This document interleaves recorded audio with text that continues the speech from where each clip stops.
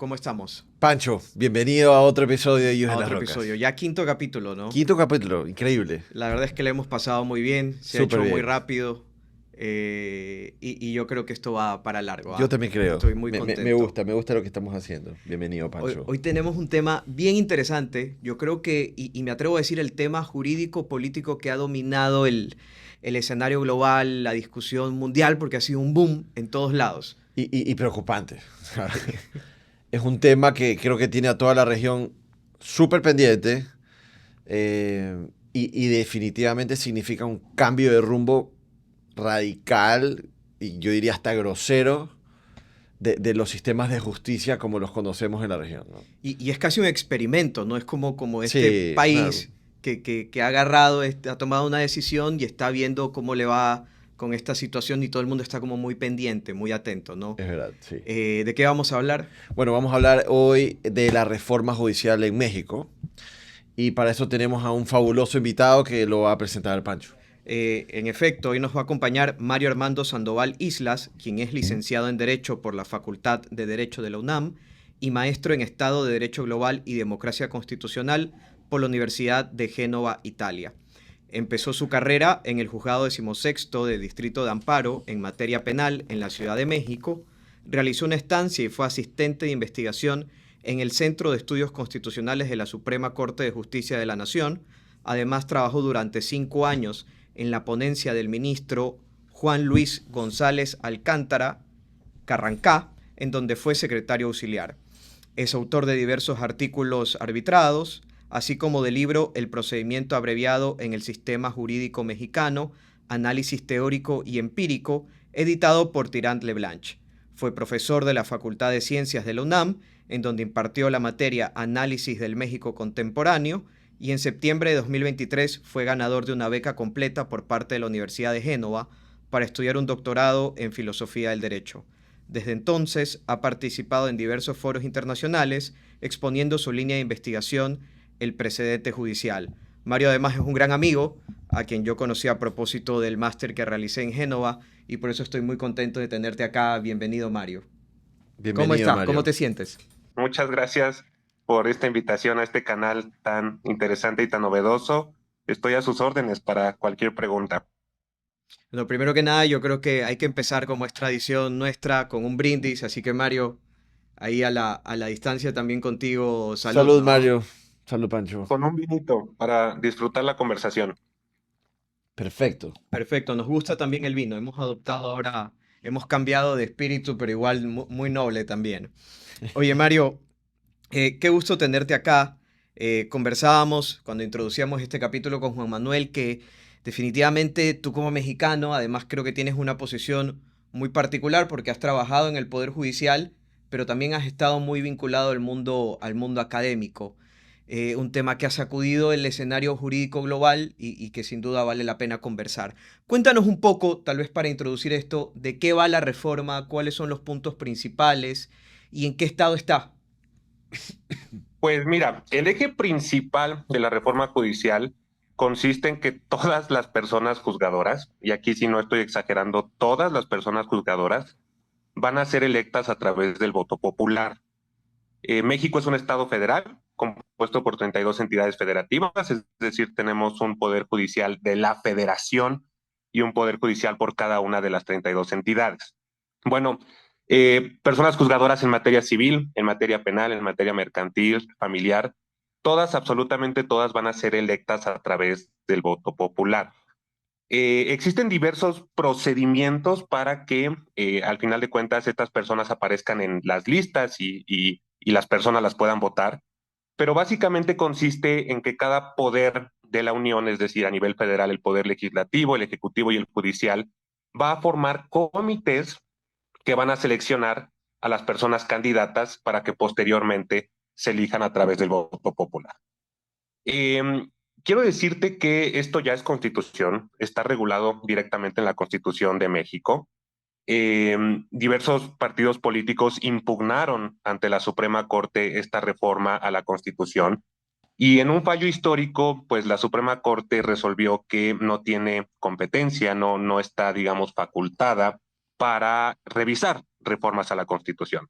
Por muy injustas, por muy contradictorias que sean con otros principios de la propia Constitución, la Suprema Corte lamentablemente resolvió esta cuestión. Desde luego también tenemos las opciones internacionales. De hecho, ya se presentaron varios procedimientos ante la Comisión Interamericana. Estamos seguros que en algún momento la Corte Interamericana va a pronunciarse respecto a esta reforma, pero sabemos que eso tarda años. La elección de personas juzgadoras ya se visualiza para el próximo año. Esto es en términos muy, muy generales en lo que consiste la reforma judicial, y yo añadiría un último aspecto, que es el referente a la creación de un tribunal de disciplina judicial. ¿Qué significa esto? Que este tribunal va a observar y va a revisar, digamos, el buen comportamiento de las personas juzgadoras.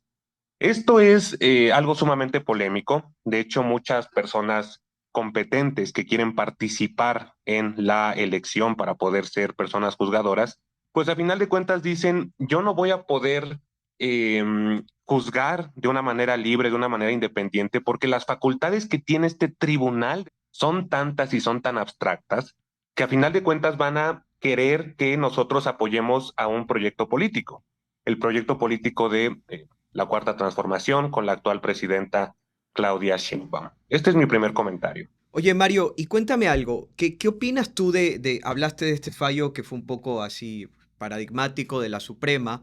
Eh, ¿Fue correcto a la final, es verdad, la Suprema no tiene competencia para este tipo de cosas? ¿O fue realmente un lavado de manos por ahí? ¿No quisieron meterse en líos políticos? ¿Quieren retirarse a sus casas tranquilos sin que nadie los persiga? ¿Qué pasó? Miren, ustedes saben que este es un debate muy, muy interesante en todos los tribunales constitucionales del mundo. Si los tribunales constitucionales y las Supremas Cortes pueden revisar reformas a la Constitución. Eh, hay dos argumentos. En primer lugar, si se pueden revisar cuestiones de procedimiento, es decir, si esa reforma se llevó a cabo con las reglas establecidas en la propia Constitución para hacer reformas a la Constitución. Y en segundo lugar, cuestiones de fondo. Es decir, si lo que añaden a la Constitución es contrario a los principios fundamentales de la propia Constitución. Por ejemplo, separación de poderes, derechos humanos. Es decir, eh, disposiciones constitucionales que no pueden ser tocadas, disposiciones que por más que digamos hay un poder de reforma permanente, hay un poder que se encarga de la reforma a la Constitución, muchos teóricos dicen hay ciertas cosas que no se pueden cambiar porque no estamos en presencia de un, digamos, poder constituyente nuevo, que generalmente se crean después de las revoluciones. La Suprema Corte había mantenido esta postura de decir, no, nosotros no nos metemos con el fondo de las reformas constitucionales, sí con reglas de procedimiento, si se habían violado, transgredido reglas de procedimiento, pero se necesitaban 8 votos. Se necesitaban 8 votos, a final de cuentas solamente se alcanzaron 7. Tenemos ya el caso muy, muy evidente de ciertas personas juzgadoras en la Suprema Corte que están apoyando un proyecto político y que lo dicen claramente, ¿no? Nosotros llegamos a la Suprema Corte porque nos propuso el presidente López Obrador y queremos resolver, digamos, a favor del pueblo. Pero sí llamó mucho la atención, y esto fue un escándalo en redes sociales, el voto de un ministro que esperábamos que pues resolviera que la Suprema Corte sí está facultada para revisar las reformas a la Constitución. Se dice que presionaron mucho a este ministro, se dice que le abrieron carpetas penales por acoso, por corrupción, y ahí quedará en la historia de por qué este ministro votó en contra, pero digamos, los recursos nacionales ya se agotaron. Eh, yo te soy franco, yo escucho esta historia y escucho una historia de terror. No puedo pensar en otra cosa. No sé si estoy siendo muy reacio al cambio o qué, pero para mí es muy claro que lo que se está haciendo ahí es cumplir los pasos lógicos que tienen que darse para cooptar absolutamente el poder, ¿no? Cuéntame tú, ¿cómo ves esto como mexicano, como jurista? ¿Cómo ves tú? ¿Cuál es tu opinión de todo esto? Claro, hay una agenda política detrás al final, ¿no? Definitivamente. De hecho, me gustaría darles brevemente el contexto que pasó previo a esta reforma. Y yo les puedo decir que presencié cómo esta reforma al Poder Judicial se fue ideando y se fue planificando por parte del poder político y principalmente por parte del expresidente Andrés Manuel López Obrador. Yo trabajé durante 5 años en la Suprema Corte con un ministro, con un juez constitucional, que por cierto fue propuesto por el presidente Andrés Manuel y Ok. posteriormente sumamente atacado y criticado. Y el contexto es el siguiente. Miren, antes de que López Obrador fuera presidente, se afirmaba que la izquierda no había gobernado en nuestro país. Tuvimos algunos gobiernos, digamos, progresistas después de la Revolución Mexicana, pero el triunfo de López Obrador sí significó una ruptura con un régimen en el que la gente ya no confiaba. Los partidos Acción Nacional, el PRI, que habían gobernado anteriormente, pues ya habían perdido toda credibilidad y toda confianza, que a la fecha, por cierto, no han recuperado. Las cifras de violencia, de homicidio, la guerra contra el narcotráfico, particularmente en el sexenio anterior a López Obrador, pues la corrupción que se toleraba ya era algo insoportable. Y tampoco podemos olvidar que en este país, en 2014, policías y militares desaparecieron a 43 estudiantes. Es decir, el descrédito que tenían los partidos políticos PRI y PAN era tan alto que López Obrador llegó con un alto, pero muy, muy alto nivel de aprobación. Desde luego también hubo un mérito de él, ¿no? Ya había intentado llegar a la presidencia en 2 ocasiones y se mantuvo firme. Pero lo importante que les quiero comentar es que cuando empieza a gobernar López Obrador, a mí no me queda ninguna duda de que se trataba de un gobierno populista. Y puede parecer que esta palabra ya esté muy desgastada, Ujú. pero hay libros, hay materiales que nos definen muy bien qué es el populismo. Y vale la pena recordar las características de este tipo de gobiernos. Y aquí sigo a la profesora Guadalupe Salmorán. Los líderes populistas siempre hacen apelo o referencia al pueblo. ¿Quiénes son parte del pueblo? El pueblo bueno y sabio, los que me siguen. ¿Quiénes no son parte del pueblo? Los que están en contra de mí. Un líder populista apuesta siempre por una visión del mundo político que se basa en una lucha entre el pueblo y sus enemigos. Los enemigos que constituyen una minoría, una élite muy poderosa y que siempre han estado en contra de los intereses del pueblo, pero el líder populista los va a salvar. Y esto López Obrador lo hacía muy bien. Siempre repitió este discurso durante todos sus sexenios. Recuerden que venimos de un régimen en donde gobernaba una minoría rapaz, una minoría con privilegios, y ustedes los que me siguen, que son el pueblo, han sufrido estos abusos. Y finalmente los populistas quieren salvar a la democracia de la oligarquía a través de la soberanía popular. Los populistas van a apostar a un modelo de democracia directa, a una democracia inmediata, sin mediaciones. De hecho, los referéndums y las consultas populares son instrumentos que utilizan los líderes populistas. Bueno, el presidente López Obrador tuvo sin duda estas características y quiero mencionar simplemente algo más. Muy temprano el presidente notó que la inseguridad en el país era el principal problema o uno de los principales problemas. Él intentó todo tipo de estrategias y en todas fracasó. De hecho, el gobierno de López Obrador ha sido el más violento ya en toda la historia. El presidente buscó a un culpable de toda esta inseguridad y ese culpable fue el Poder Judicial. Todas las mañanas el presidente daba una conferencia y en muchísimas conferencias empezó a atacar a jueces, magistrados, ministros de la Corte Suprema. La ineptitud tan grande del gobierno para combatir al crimen organizado lo llevó a buscar a otros responsables y por supuesto que era mucho más fácil decir, pues el Poder Judicial libera delincuentes, el Poder Judicial está del lado de los criminales. Hay que reformar al Poder Judicial para que sea el pueblo quien escoja a las personas juzgadores y entonces sí privilegien la justicia sobre el derecho. Este, digamos, es el contexto que les quería compartir. Quería más bien indagar un poco en tu opinión.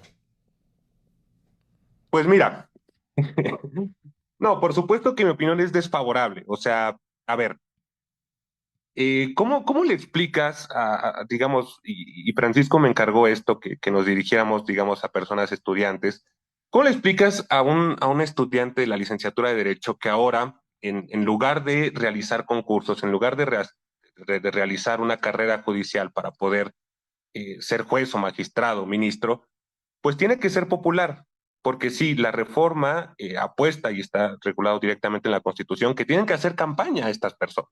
Claro. Entonces, yo me pregunto, ¿ante quién van a responder una vez que son electos a través del voto? ¿Ante el partido político que los apoyó? ¿Ante los grupos criminales que dieron dinero para esa campaña? ¿Ante los electores? A ver, esta idea de que los derechos humanos son contramayoritarios creo que ya está muy difundida en toda Latinoamérica. Y en efecto, ¿no? Muchas veces las resoluciones de los jueces de las Cortes Supremas no son populares precisamente porque se defienden los derechos humanos que son contramayoritarios. Pensemos en casos sensibles como el aborto, como el matrimonio igualitario. Entonces, a mí lo que me preocupa es si un juez constitucional o un juez de primera o segunda instancia siente que su legitimidad proviene del voto popular, no va a respetar, digamos, las leyes, no va a respetar los precedentes. A mí me gusta mucho citar a Robert Alexi en esta parte, porque Alexis hace una pregunta que me parece fundamental. ¿De dónde viene la legitimidad de los jueces constitucionales? No son electos popularmente. ¿Cómo se legitiman? Él pregunta. Y él dice, pues a través de la argumentación, a través de buenos razonamientos, a través de buenos argumentos en las sentencias, de buenas razones que justifiquen por qué resuelven de una manera u otra.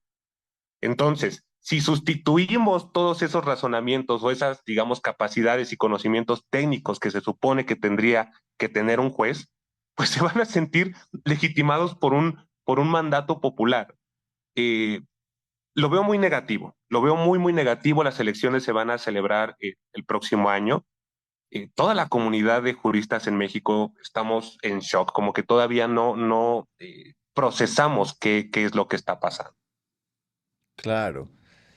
Eh, yo me imagino, yo he conversado también con algunos compatriotas tuyos en efecto uno casi nos acompaña hoy, que está consternado, está muy preocupado. Eh, Él cree, y creo que es el sentir de muchos, cree que las bases sobre las que se han sentado los cimientos del derecho en México están en peligro. Él avisoraba una suerte de apocalipsis en la enseñanza del derecho, en la construcción y el desarrollo del derecho a nivel académico, porque es que todo cambia. Ahora las fuentes cambian, los orígenes de quién toma la decisión cambia, el por qué se toma una decisión cambia, y eso va a tener su eco en qué es lo que están construyendo como derecho. Y eso, pues cuando lo ves así, te preguntas, bueno, ¿hasta qué punto eso es deseable? ¿Hasta qué punto realmente esto es legítimo? Si tomamos como legítimo lo que hablábamos en el capítulo anterior, el colectivismo y mayoritarismo como fuente legítima de autoridad y tal. Entonces, hay mucho ahí por pensar, reflexionar y preocuparse. Yo, insisto, mantengo mi preocupación. Mira, Pero yo quería... creo Sí, que sí. ahí acabas de decir algo fundamental, porque te estás refiriendo a las fuentes. Y esto es algo que he desarrollado mucho en mi investigación. Sabemos que particularmente en los países latinoamericanos estamos inflados de fuentes de derecho. Tenemos leyes, reglamentos, constitución, tratados internacionales, sentencias, pero Un mal domingo de un juez constitucional.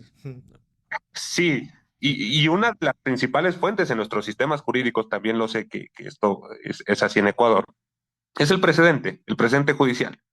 Y venimos de una cultura sumamente formalista, de una jurisprudencia, digamos, que transcribía la letra de la ley, pero las Cortes Constitucionales han desarrollado el precedente y esto se debe en buena medida a capacidades técnicas. O sea, ¿qué es lo que contiene el precedente judicial? Pues esto se realiza después de una interpretación, después de que se interpretan materiales jurídicos, de manera que el precedente hoy en día constituye pues incluso una fuente de enseñanza en las escuelas. Hoy se pide que se lean sentencias en las escuelas, se pide que se analicen casos. Yo me pregunto, personas sin experiencia, personas sin capacidades técnicas, porque además abro un breve paréntesis, los requisitos para ser juez, magistrado, ministro de la Corte, les juro que son de risa. Promedio mínimo de 8, 5 cartas de recomendación de vecinos, 3 años de experiencia. O sea, es verdaderamente una locura y Nada. eso está nada, o sea, literalmente nada, ¿no? Ahorita ya estamos enfrentando el problema de que ni siquiera vamos a saber si esas cartas de recomendación de los vecinos son verdaderas o las están falsificando. Pero lo que quiero decir es la calidad de las sentencias, yo no tengo duda que va a bajar y va a bajar considerablemente. Entonces, eso también va a repercutir en la enseñanza del derecho.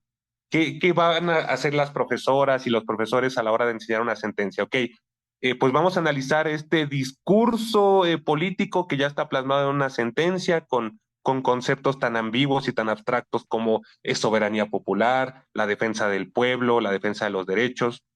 Ahora que he estado pues haciendo mi doctorado, yo rescato mucho las ideas de Norberto Bobbio en el sentido de que lo que distingue a la ciencia jurídica es la rigurosidad del lenguaje, ¿no? Las personas y la sociedad en general podemos tener muy buenas intenciones y manejar muy bien el discurso de vivan los derechos humanos, viva la libertad, viva la libertad de expresión y todo. Pero lo que distingue a la ciencia jurídica y digamos a los juristas es que nosotros podemos convertir todas esas demandas en un lenguaje jurídico. Decir, claro, aquí hay un argumento jurídico porque tal acción del gobierno transgrede esta disposición constitucional y existen, digamos, métodos interpretativos y códigos interpretativos que nosotros podemos aplicar. Entonces, sí me preocupa muchísimo esta parte de la calidad del derecho, de la calidad de la enseñanza del derecho. Mario, y una pregunta para entender, tal vez como no mexicanos. Dijiste que, claro, la Suprema ya se pronunció, hay un fallo histórico, y esta era un poco la jurisdicción nacional que había. Pero queda algún ápice de esperanza tal vez en algún juez local, algún amparo. ¿Cómo es el sistema en México? ¿O ya la reforma está y no la para nadie? Mira, es una muy, muy buena pregunta. Nosotros tenemos un procedimiento jurisdiccional llamado juicio de amparo y una de las características principales del juicio de amparo es que te permite suspender los actos. Es decir, las personas ciudadanas van y le preguntan al Poder Judicial o reclaman ante el Poder Judicial Federal que una autoridad está transgrediendo sus derechos humanos y la autoridad federal, el juez federal dice, bueno, voy a suspender ese acto en tanto que resolvemos el fondo. Y precisamente en contra de la reforma al Poder Judicial se promovieron muchísimos amparos por parte de trabajadores del Poder Judicial, que estaban sumamente desesperados, que llevan años trabajando en el Poder Judicial, que están esperando su momento o estaban esperando su momento para hacer un examen y poder ser jueces y magistrados. Y el Poder Judicial Federal sí emitió muchas suspensiones y dijo, le ordenó al Congreso, discutan de una manera más seria esta reforma a la Constitución. Y se produce, como lo decía Francisco aquí, una historia de terror, porque el poder político, el Congreso, la propia presidenta, dicen públicamente, nosotros no vamos a acatar, no vamos a respetar estos fallos del Poder Judicial de la Federación, porque están interpretando mal la Constitución, están interpretando mal las leyes. Y otra vez caemos en este discurso populista. El pueblo quiere que se elijan a las personas juzgadoras porque estamos hartos de la corrupción, hartos de que liberen delincuentes. Entonces, yo te puedo decir que no, ya no queda ningún recurso, estamos esperando a la justicia internacional, de hecho, probablemente ustedes lo saben muy bien, la Corte Interamericana ha obligado a Estados miembros a que deroguen o reformen ciertas disposiciones constitucionales, ¿no? Entonces, esta idea de que la soberanía prevalece en el en el Estado-nación, pues es un poco un sinsentido, ¿no? Los estados en ejercicio de su soberanía se integran al sistema interamericano, la Corte Interamericana tiene facultades para ordenar que se deroguen o se reformen disposiciones constitucionales que transgreden derechos humanos. Mario, y dime algo, más allá del factor eh, de lo que está ocurriendo a nivel social, a nivel político, ya hablando del orden jurídico, ok, sabemos que así se ha establecido constitucionalmente, sabemos que es muy difícil dar marcha atrás por lo que has contado, perfecto. pero ya en la práctica de implementar esta idea, ¿cuáles son las bases o las corrientes jurídicas o filosóficas que están utilizando para darle soporte a esto? No, es una pregunta bien interesante. De hecho, el profesor Roberto Gargarella ha hecho muchos comentarios en este sentido y ha criticado mucho que el poder político en México está utilizando la bandera de la democracia para sacar adelante esta reforma, ¿no? Presentó un amicus, ¿no? También el profesor Gargarella con algunos otros juristas reconocidos. Muy, muy reconocidos. De hecho, en el proyecto de la Suprema Corte se dialogó con este documento. Y la idea principal del profesor era que están utilizando esta bandera de democratizar al Poder Judicial para sacar adelante esta reforma, para que los jueces sean electos a través del voto popular. Y es que, ¿sabes qué? Paréntesis, pero que haga un paréntesis, porque este punto me parece sumamente interesante. Porque al aparecer Gargarella y todas las personas que firmaron ese amicus curiae, eh, de una u otra manera se enfrentan en la cancha de la contienda, por un lado, los políticos contra los juristas. Y creo que México está tomando una decisión clarísima de decirle a los juristas, ustedes ya no. Digamos, ahora nuestra justicia está formalmente politizada, hablando de la politización como preferir criterios políticos que criterios jurídicos. No, tienes toda la razón. Y de hecho, yo desde un principio hacía la predicción que el Poder Judicial no tenía ninguna posibilidad de ganar, digamos, en estos espacios políticos, en mítines, en medios de comunicación. Porque, bueno, los líderes populistas saben muy bien cómo llegar a las entrañas de las personas, ¿no? Obviamente, y esto es un poco, digamos, triste, las personas de a pie, las personas que pertenecen a la sociedad en general, pues ni siquiera te van a poder decir qué hace la Suprema Corte o en qué beneficia la Suprema Corte a las personas.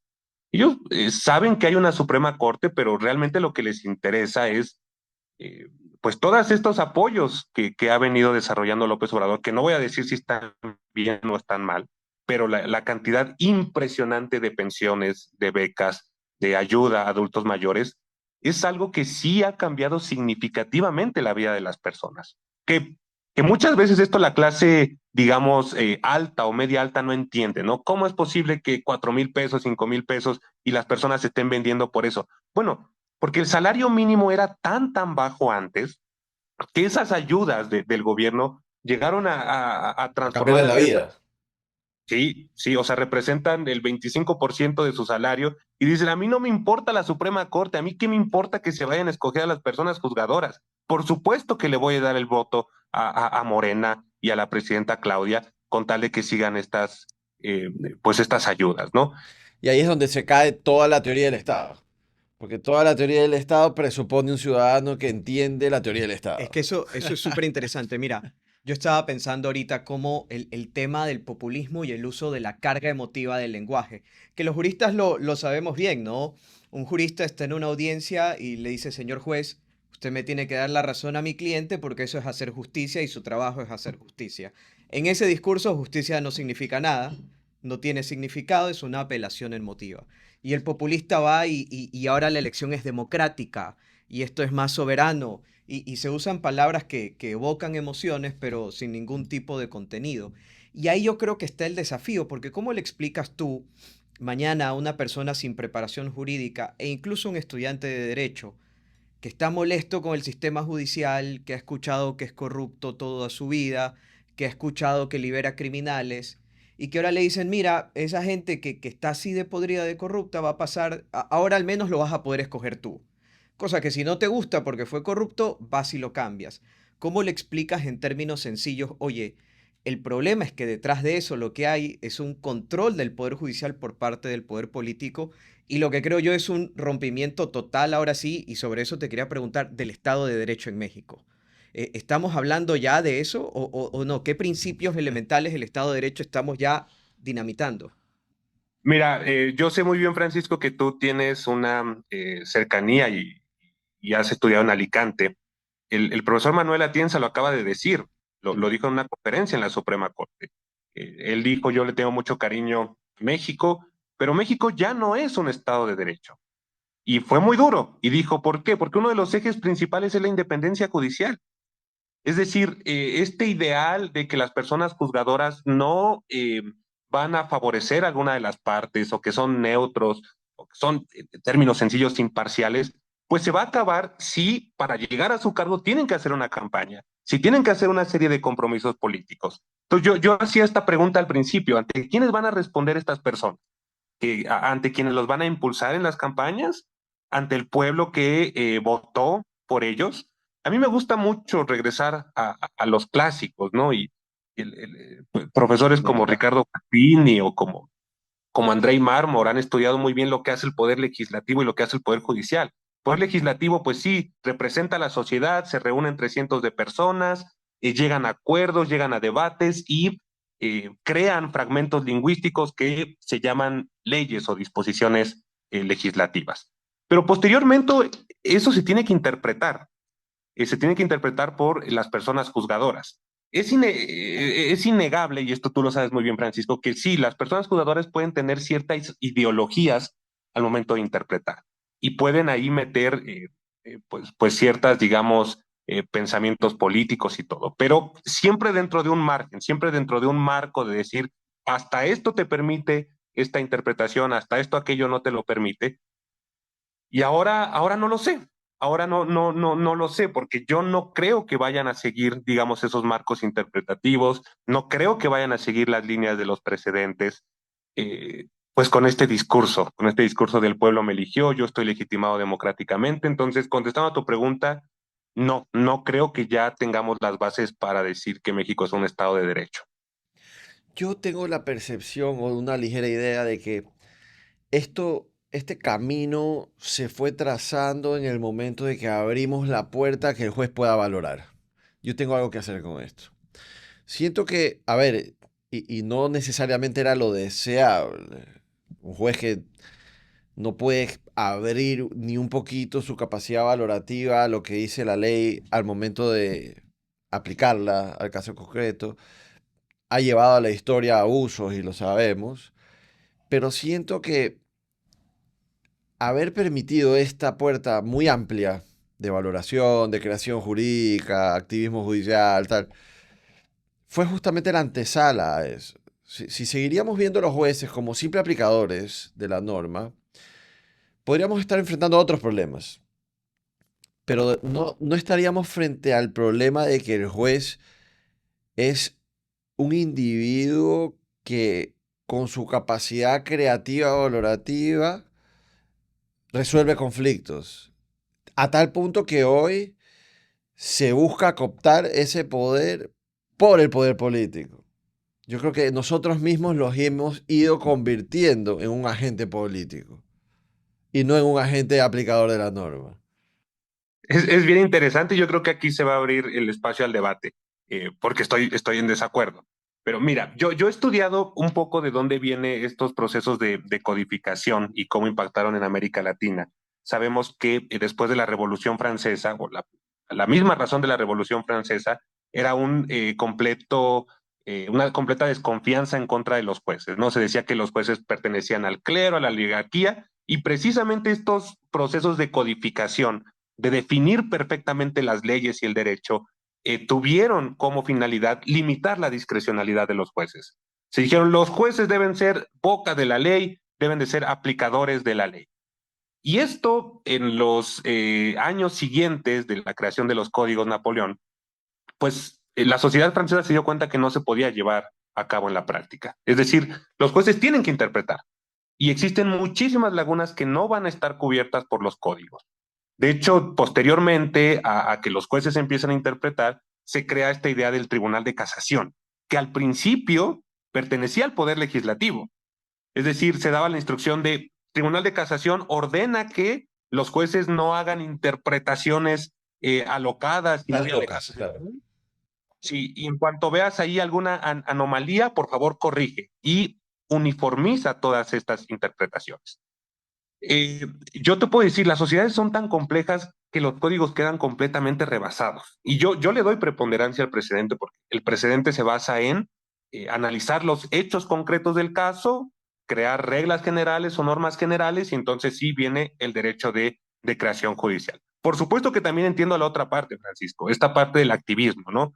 De jueces, incluso ya he escuchado el término de jueces populistas o de ministros populistas que tratan de tener una conexión con las personas.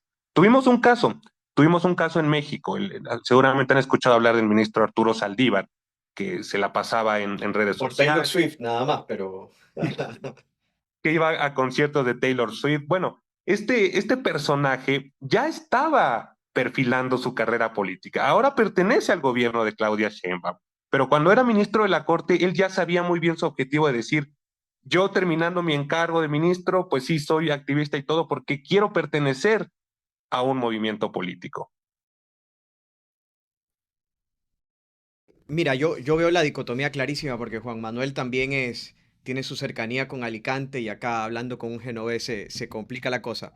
Pero bueno, en este diseño del Estado de Derecho que un poco pues tanto desarrollo ha tenido, sabemos que el tema tal vez en la actividad, la división de poderes pues tiene por ahí, no es tan, eh, no tiene los límites tan marcados como lo creíamos.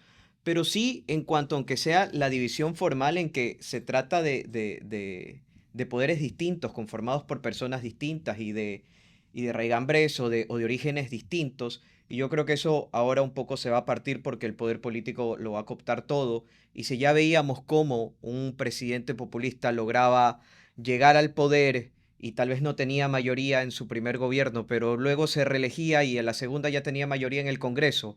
Y ahora además pone un sucesor, hace una reforma al Poder Judicial y luego también el mismo partido coopta el Poder Judicial, pues ahora sí ya no tiene ningún sentido la división de poderes y creo que por ahí puede estar yendo el problema y el ataque y es lo que yo veo casi como crónica de una muerte anunciada lo que le va a pasar a México, ¿no? Oye, lo acabas de describir perfecto, o sea, conoces muy bien la historia de México, porque sí, en efecto, así pasó. De hecho, todo el gobierno de López Obrador, como no tenían mayoría calificada en el Congreso para reformar la Constitución, pues intentaban cambiar, digamos, el orden jurídico a través de leyes secundarias.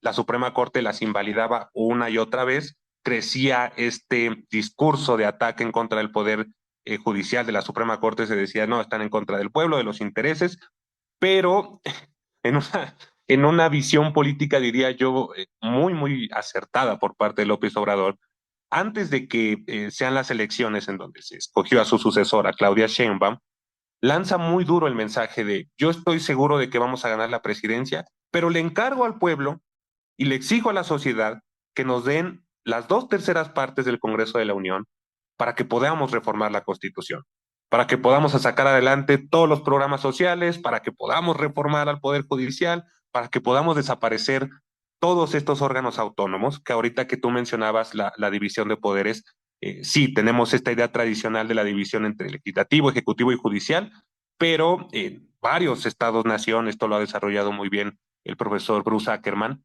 existen órganos autónomos que parecen ya conformar otro, digamos, otro poder, un cuarto poder. El mejor ejemplo es la autoridad electoral, ¿no? Que no pertenece a ninguno de los tres poderes clásicos en México, pero que tiene cierta autonomía. Entonces, regresando, si la legitimidad, si el origen de todas esas personas que integran al legislativo, al ejecutivo y al judicial es la misma, si a final de cuentas va a ser el voto popular, por supuesto que no pueden existir contrapesos o no van a existir contrapesos. Entonces, esta idea de la división de poderes que por ejemplo, Guastini describe muy bien de una manera muy sencilla, división de poderes formal en cuanto al órgano y división de poderes material en cuanto a las funciones que realizan. No sé de qué manera se va a realizar ahora la función jurisdiccional, esta idea de que la función jurisdiccional consiste en dirimir conflictos entre los ciudadanos o entre los ciudadanos y el poder a través de la interpretación de la ley, pues va a modular, no sé hasta qué punto, pero va a cambiar. Esa receta que tú dices que yo identifiqué no es porque conozca la historia de México, sino que creo que es la receta populista de donde venga el populismo. Lo hemos vivido en Latinoamérica, lo ha vivido también, por ejemplo, El Salvador, por ahí una receta similar, más allá de que parte de una ideología completamente distinta. En Ecuador tenemos 5 poderes, les llamamos funciones. Hay una importancia, pero además electoral, digamos, en el cambio de palabras, en la elección de los términos. Pero además del electoral hemos institucionalizado el poder ciudadano, ¿no? El control ciudadano, que no sirve para nada, pero ahí está en todo caso. Oye, Mario, el escenario internacional, hablamos ya un poco de la CIDH que está ahí detrás, que eso va a tomar mucho tiempo, pero aquí yo he visto que se han pronunciado universidades, líderes de opinión, la American Bar Association, las barras de distintos países. ¿Y qué repercusión ha tenido? ¿Algo de repercusión en México? ¿Ha salido el poder político a pelearse de frente para un poco aplacar estas La voces? ¿Qué ha academia, ¿qué ha pasado? pasado? La propia Academia Mexicana, ¿no? Hay un programa ahí que tienen con el Poder Judicial, no recuerdo ahora cómo se llama, la Corte ya lo dijo o algo. ¿Qué se conversa en estos espacios? Hace unos días, Francisco, Juan Manuel, hace unos días, el alto comisionado de las Naciones Unidas salió a pronunciarse, a decirse, esta reforma judicial no tiene ni pies ni cabeza porque en sí mismo la elección no se va a poder llevar a cabo. O sea, son tantos cargos que se van a elegir. Imagínense cuántos jueces, magistrados hay Son en todo el poder. demasiados. Son demasiados. O sea, nos preguntamos, ¿qué? ¿Va a haber 5,000 boletas o va a haber 5,000, digamos, cajas para que los ciudadanos depositen el voto? O sea, materialmente ni siquiera podemos entender cómo se va a llevar a cabo porque no se puede llevar a cabo. También la relatora especial de independencia judicial de la ONU salió a decir su preocupación por parte de esta reforma. Y caemos otra vez en lo mismo la presidenta se entera de estos pronunciamientos y otra vez, ¿no? ¿Qué ha hecho la ONU por el pueblo de México? ¿Qué ha hecho la Corte Interamericana por el pueblo de México? No han hecho nada, ¿no? Y esto lo apoya, lo apoya la gente muy bien. Por supuesto, académicos, expertos, todo mundo ha estado muy al pendiente de lo que sucedió en México, trataron de frenarlo en el Poder Legislativo, trataron de hacer que entraran en razón, pero no, era una instrucción directa del presidente López Obrador, dijo, yo antes de que me vaya voy a mandar la reforma y quiero que se apruebe. Eh, los escenarios internacionales pues al menos en el futuro próximo no veo que vayan a poder resolver. Y además, algo también que les quiero comentar. Hay sentencias de la Corte Interamericana que nos han ordenado ya reformar nuestra Constitución y no han sido cumplidas. O sea, ya existe este discurso por parte del poder político de decir, nosotros somos soberanos, no nos interesa que haya una sentencia de la Corte Interamericana. Esto se dio principalmente por algo que tenemos llamado prisión preventiva oficiosa.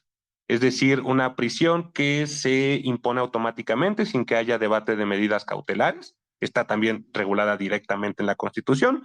La Corte Interamericana nos dijo eso transgrede presunción de inocencia, transgrede libertad personal, porque las medidas cautelares se deben debatir en el caso concreto. No puedes imponer una prisión sin juicio.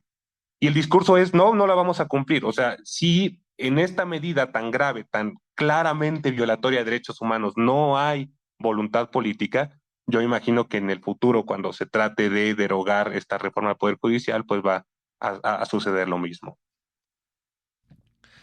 A mí me parece todo esto como muy distópico.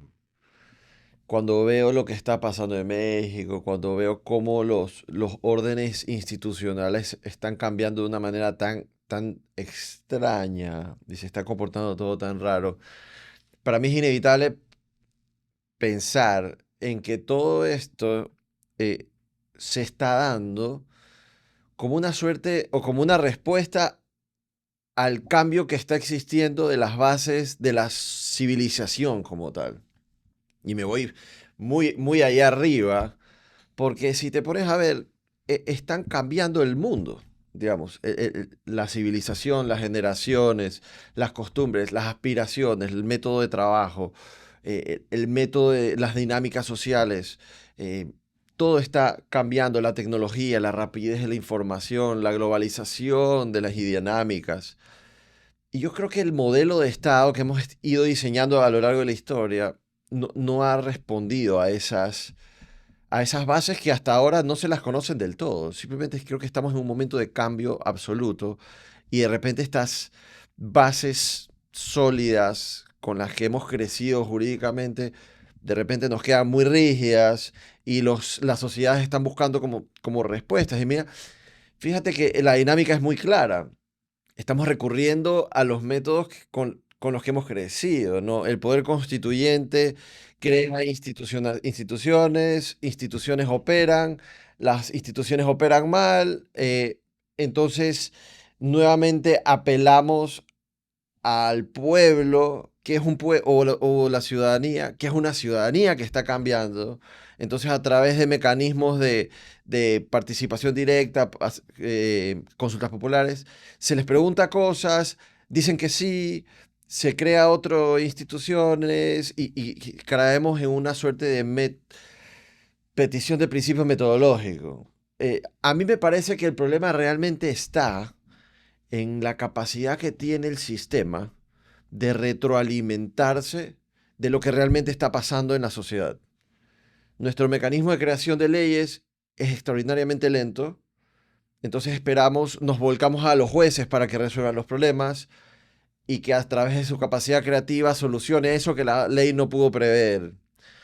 ¿Qué tal si tratamos de pensar, no lo sé, pero tratar de implementar tecnología, mecanismos de rapidez que nos permitan crear normas más cercanas a las dinámicas sociales que ocurren y que los jueces sean los aplicadores de ello? Me parece que por ahí debería la respuesta. Hace poco tuve que hacer un trabajo de criminología de cómo rediseñar el sistema penal justamente y propuse algo poco similar, digamos. Tal vez esa idea del legislador que venía como garante a poner fin a la opresión de la monarquía absolutista, ya cumplió su propósito, ya el Estado de aquel entonces ya fue superado.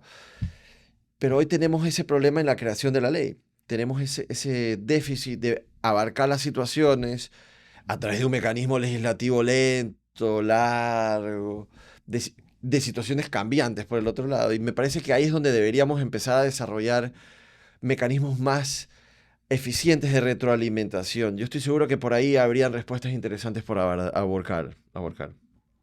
Mira, yo quiero hacer un comentario ahí. Hay un autor llamado Timothy Endicott que se pregunta algo bien interesante y él refiere, ¿hay algo valioso en el hecho de que las leyes sean ambiguas, sean poco claras, sean sumamente abstractas, sean poco entendibles? Él se hace esta pregunta. Dice, ¿a quién le conviene que pase eso? Porque en realidad pasa. En realidad pasa, ya lo estábamos comentando. Las leyes no cubren todos los aspectos, digamos, sociales ni todos los casos concretos que vayan a generar disputas. Y él dice, sí, sí hay algo de valioso. ¿Por qué? Porque de esta manera los jueces, particularmente los jueces constitucionales, pueden desarrollar estándares.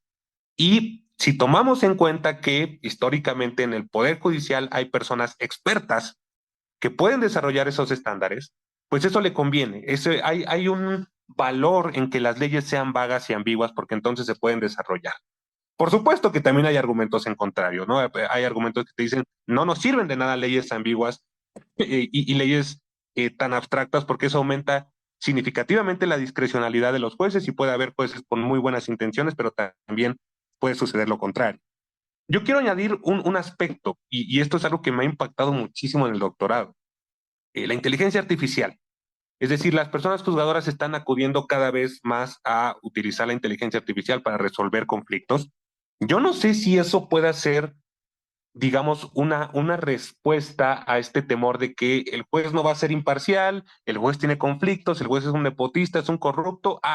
Entonces mejor le confiamos o la ciudadanía va a esperar mejor que sea la inteligencia artificial quien dé una respuesta, digamos, más o menos imparcial o clara, y de esta manera, digamos, se solucione este problema de la discrecionalidad tan abrumadora.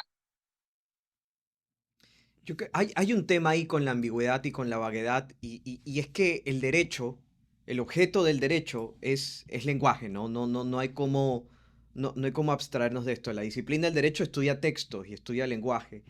Y la ambigüedad y la vaguedad son características del lenguaje. No se pueden eliminar. Habrá cómo configurar escenarios normativos de mayor grado de ambigüedad, de mayor grado y de menor grado. Pero eliminables no son. Y un poco revisando esto claro, la ambigüedad y la vaguedad nos ayudan a la comunicación. Sin esto definitivamente fuera imposible, terminaríamos con lenguas de muchísimas palabras y sería complicadísimo. Pero bueno, está para la reflexión ver también este un poco jalón que ha habido hablabas tú del movimiento del codificacionismo, atado al formalismo y a todo esto, y por otro lado, quienes consideran, en cambio, y ahora se ve mucho en Latinoamérica, que las normas deberían ser mucho más amplias, abiertas, porque hay cortes y hay un tribunal constitucional que está capacitado para un poco ver estos escenarios de infrainclusión, de superinclusión, ir regulando, etcétera, etcétera. Oye, Mario, te quería preguntar de algo muy puntual. Lo mencionamos algo de pasada, pero un connacional tuyo, Tito Garzonofre, recuerdo que alguna vez lo escuché hablar con mucha fuerza de un término, de populismo judicial. Y él advertía, que es un académico muy joven, cómo ya se ve en México, y yo pude ver que eso también ocurría en Ecuador y en otros países de Latinoamérica, cómo ha cambiado la actitud del servidor judicial, que antes pues se dedicaba a hacer su trabajo, bien o mal, alguna cosa, y ahora es un servidor judicial influencer, por decirlo de alguna manera. Está buscando ganar el favor popular, está buscando mover masas, y uno se pregunta desde ahí, ¿para qué?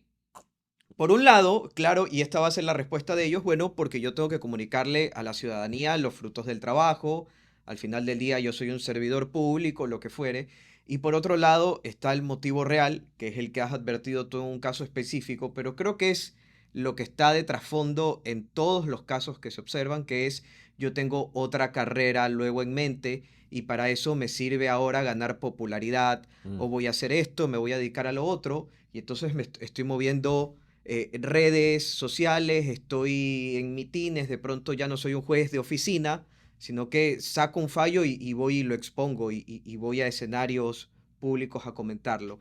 Y este fenómeno del populismo judicial no ha hecho sino incrementarse, yo creo que con el tiempo.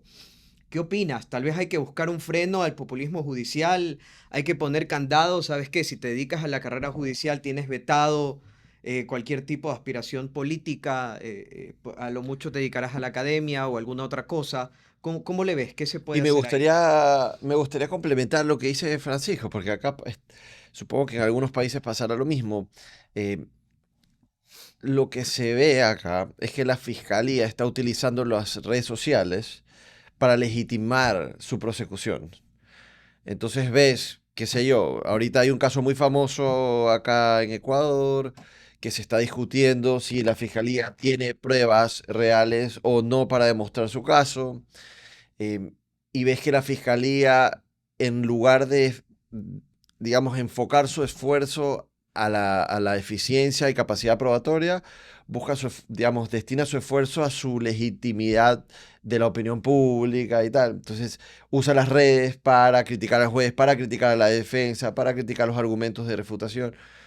Y lo está haciendo a nivel de redes sociales, apuntando a un criterio de colectivismo. Y claro, parece que casi que en el tema penal es muchísimo más evidente, ¿no? Los casos que se mueven, los casos que tienen convicciones rápidas son los casos políticos, los casos Que mediáticos. incluso sugestionan a los Y, jueces que los resuelven. sí, sí, sí, los otros no tanto, ¿no? Entonces, mientras mayor es el nivel de una autoridad judicial o auxiliar de la función judicial, casi que más mediático tienes que ser. Es una exigencia del día de hoy. ¿Cómo combatimos esto nuevamente? ¿Les ponemos frenos, candados? ¿O no? ¿Desincentivamos la conducta? ¿Lo dejamos que siga? ¿Qué opinas tú? No, es interesantísimo. Les quiero recomendar un libro del profesor Alejandro Nava Tovar, Populismo Punitivo. Y efectivamente, hoy nuestras realidades latinas nos dicen que los casos que se mediatizan y los abogados que saben muy bien litigar los asuntos penales en medios son los que tienen éxito, porque existen condenas anticipadas. Miren, a mí me gusta mucho este autor, Raúl Zaffaroni, argentino, porque él, en una descripción de nuestras realidades latinas, decía muy bien, la criminalización que hacen las policías y las fiscalías en Latinoamérica se basa en perfiles raciales, en gente pobre, en gente, digamos, de color. Hoy en día eso ha cambiado, o sea, las redes sociales han impactado tanto que la criminalización ya ni siquiera se basa en perfiles raciales, sino que se basa en lo que pasa en redes sociales. Que si ya tal persona acusó a tal, que si ya se hizo un escándalo mediático. Entonces las fiscalías están volteando a ver estos casos mediáticos porque saben que si no los voltean a ver, la sociedad está presionando, ¿no? La sociedad está diciendo, claro, no se está haciendo justicia porque la fiscalía tiene miles y miles de casos, pero no le está dando prioridad a este caso de un youtuber famoso o a este caso de un influencer famoso.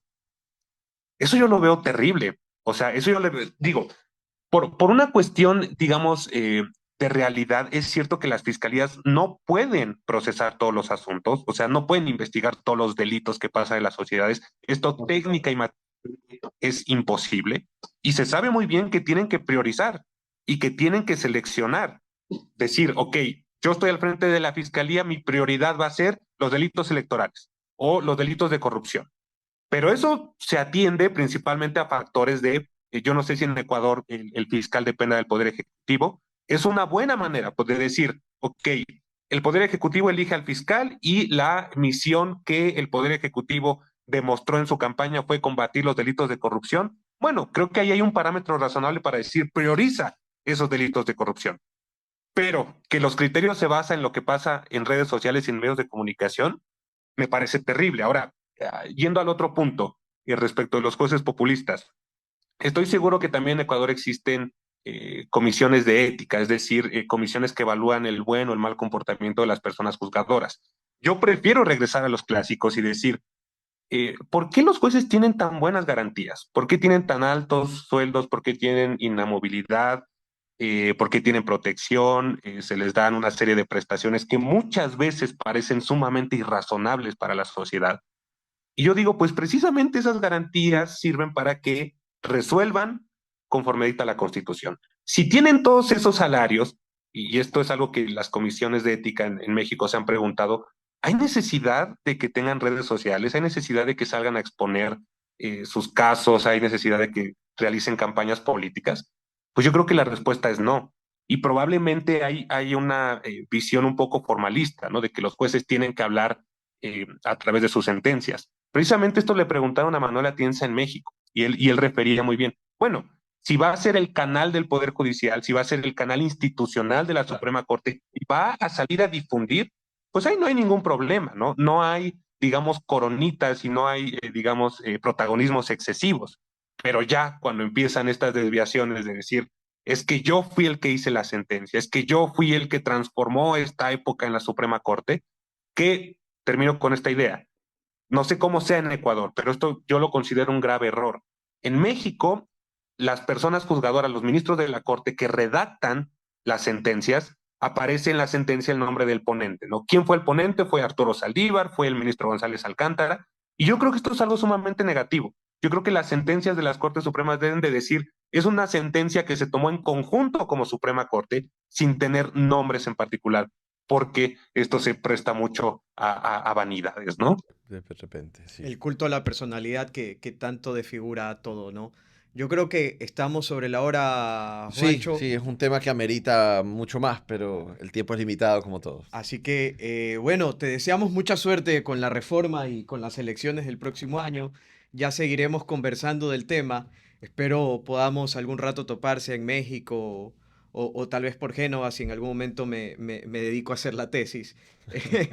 Pero en todo caso, qué gusto haberte Un tenido acá, gusto. amigo mío, y que estés muy bien y gracias por aceptar la invitación. Pasa muy bien, ¿eh? Un último salud para ti, ¿ah? Hasta Salud. pronto. Gustazo. Pasa bien. Los